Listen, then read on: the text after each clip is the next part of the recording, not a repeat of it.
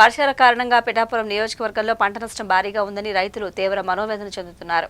వర్షాల కారణంగా పిఠాపురం నియోజకవర్గంలో సుమారు 2000 ఎకరాల్లో వరి, మినప, పత్తి పంటలకు తీవ్ర నష్టం జరిగిందని తెలుగుదేశం పార్టీ రాష్ట్ర అధికార ప్రతినిధి పిఠాపురం మాజీ ఎమ్మెల్యే వర్మ పేర్కొన్నారు. పిఠాపురం నియోజకవర్గం గొల్లప్రోలు మండలం తాటిపర్తి, చందుర్తి తదితర గ్రామాల్లో మాజీ ఎమ్మెల్యే వర్మ పర్యటించారు. వర్షాల కారణంగా నష్టపోయిన పంటలను ఆయన పరిశీలించారు.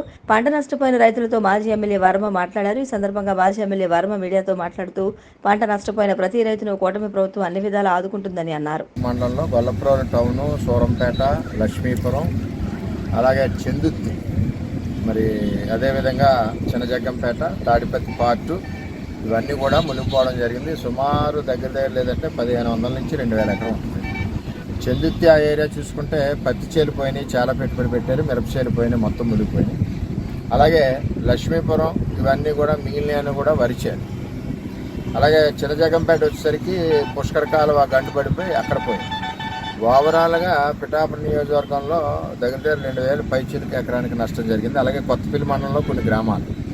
నేనేమంటున్నానంటే తెలుగుదేశం పార్టీ ఉన్నప్పుడు 2018లో ఏలేరు ఆధునీకరణ ఫేజ్ 2కి 156 కోట్లు రిలీజ్ చేసి చంద్రబాబు శంకుస్థాపన చేసి టెండర్ అయి పనులు స్టార్ట్ అయిన ప్రాజెక్ట్ని జగన్మోహన్ రెడ్డి ఆపివేయడం జరిగింది. ఈ నియోజకవర్గానికి నీరు ఎద్దడొస్తే పంటలు ఎండిపోతాయి, మునిగిపోతే పంటలు పాడైపోతాయి. ఎద్దలు వచ్చినప్పుడు పంటలు ఎండిపోకుండా ఉండడానికి ఆ రోజు నేను పురుషోత్తపట్నం 1800 కోట్లతో తెచ్చి నీరు పారించాం. ఉధృతంగా వరదలు వచ్చినప్పుడు మునిగిపోకుండా ఉండడానికి ఏలేరు ఆధునీకరణ తెచ్చి పనులు ప్రారంభించాం. దాన్నే శుద్ధగడ్డ, కొండకాలం అంటారు. గొల్లప్రోలు టౌన్ కానీ ఇవన్నీ ముంపు లేకుండా దాన్ని ఎప్పుడైతే జగన్మోహన్ రెడ్డి ఆపేసాడో ఈవేళ రైతుల యొక్క పరిస్థితి ఇది. కోట్ల రూపాయల నష్టం జరుగుతుంది. దీనికోసమే నేను నా టికెట్ సమయంలో కూడా చంద్రబాబు నాయుడు గారిని పురుషోత్తపట్నం ఏలేరు ఆధునీకరణ ఇమ్మని అడిగాం. రెండూ ఒప్పుకున్నారు. అదేవిధంగా పవన్ కళ్యాణ్ గారు నేను కూడా ఎలక్షన్లో అందరికీ హామీ ఇచ్చాం.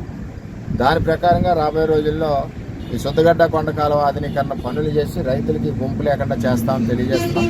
ఇప్పుడు ఏదైతే మురిగిపోయిందో ఓవరాల్గా అన్ని ఏరియాలు కలిసి నేను చెప్పిన ఏరియాల్లో 2000 పైచీలకి ఎకరానికి ఎక్కడైతే డ్యామేజ్ జరిగిందో అధికారులు వచ్చి నష్టపరిహారానికి రికమెండేషన్ చేస్తారని చెప్పి తెలియజేస్తే ఇది చంద్రబాబు ప్రభుత్వం, కూటమి ప్రభుత్వం రైతుకి ఏ విధమైన నష్టం వచ్చినా సరే ఆదుకుంటారు. అందుచేత ఆ విధంగా ఆలోచన చేస్తున్నాం. అన్నిటికంటే ముఖ్యంగా ఏలేరు ఆధునీకరణ త్వరలోనే ప్రారంభించే ఏర్పాటు చేస్తామని చెప్పి మరి రైతులందరికీ తెలియజేస్తా ఉన్నాం.